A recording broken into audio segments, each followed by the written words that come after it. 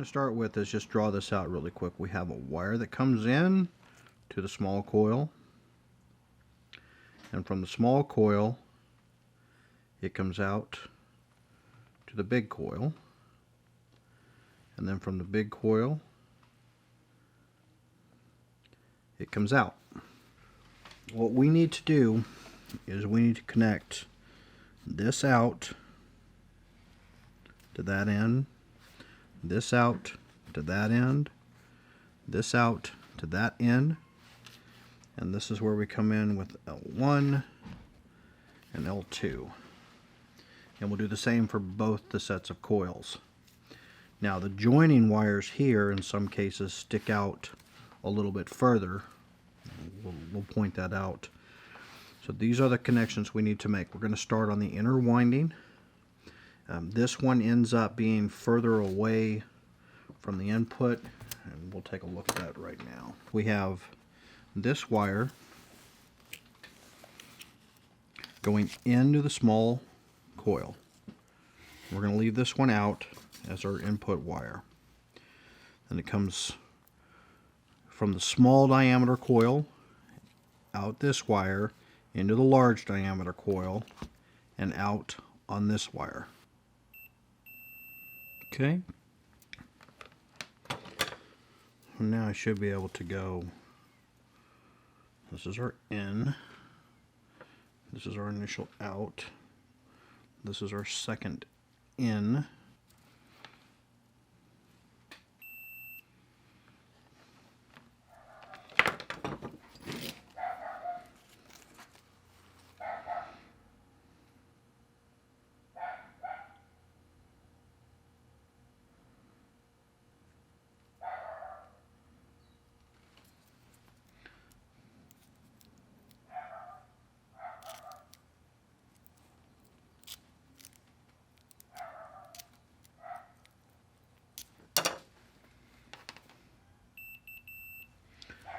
We're good so far through 2 joints.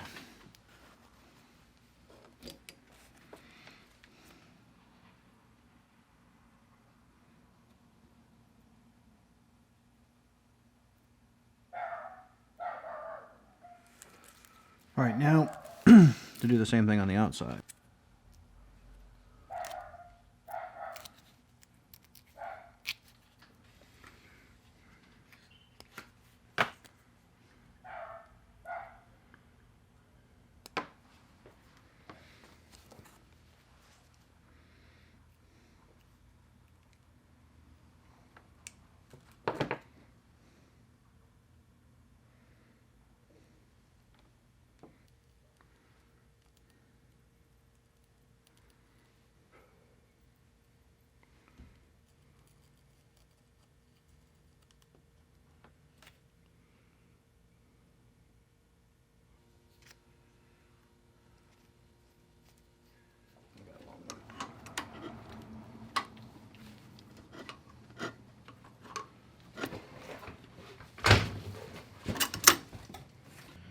So we have the motor mounted, we've got power running up to the switch, we've rewired it back in. We have not varnished or fully finished putting in the insulation around the motor yet. We want to see if what we've done is correct.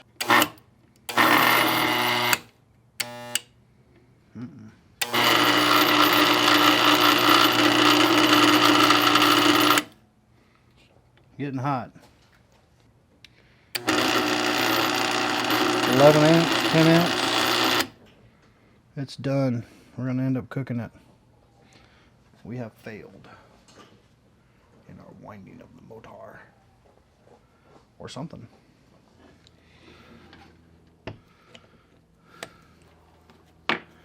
So, we had some really good luck. And we had some really bad luck. And that's okay, because we've learned something. Don't know what yet, but we have definitely learned something. The motor came on and it turned, and we had a lot of smoke come out of this thing. So we stopped it. We fiddled with the positions of the wire a little bit to see if we could improve, and we just couldn't quite improve anything. A little bit extra fluid in there. So what ended up happening is we went ahead thinking that maybe there might be an issue with the existing, and it might have been touching that wire. And the wire, that's just where it arced through right there. It arced through on that coil. But before it did that, we still had a similar problem to what we created, the exact same condition that the motor was running in before, plus the whole heat thing. Let's take a look at that and see how far over that bolt had to be pulled. I can't really see in there right now, but it's that far. So yeah, it was touching. So that bolt was definitely touching that coil, and that could have been all it took. Let's get this out of there and see what else might have gone on. It happened instantly, so the heat problem was right there from the start. Whether that wire was abraded to the point where it was ready to go, I don't know. This thing is hot.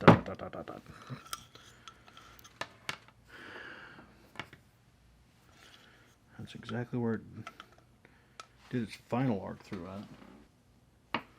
That's the only place it arced through at. Right there on these guys. That's possible. And the whole thing is... We have definitely lost one coil.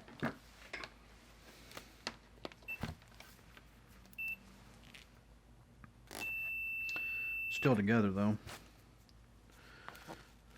And this one, it's still together as well.